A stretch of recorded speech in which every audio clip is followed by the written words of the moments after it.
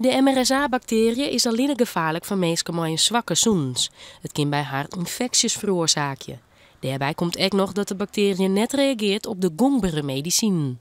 Bepaalde antibiotica werken niet omdat die MRSA-bacterie daar resistent tegen is. Die kan daar dus tegen. En daarom is het belangrijk dat je vooral bij kwetsbare patiënten weet of iemand de bacterie bij zich heeft of niet. Het ziekenhuis onderzoekt of een groep van 100 patiënten en behandelend personeel ook besmet is met de bacterie. Daar moet ons die meer duidelijkheid toe komen. Om vast te komen dat de bacterie hem verder verspreidt binnen de maatregels naam. Zo wordt de besmette patiënt isoleren verpleegd, is er extra omtinken van de hygiëne en binnen de afdeling sletten. We hebben de intensive care afdeling en de afdeling hartbewaking gesloten. Patiënten die daar liggen zijn daar gewoon, die blijven daar ook. Maar we laten daar geen nieuwe patiënten toe. Als die er zouden zijn, dan gaan die naar de omliggende ziekenhuizen.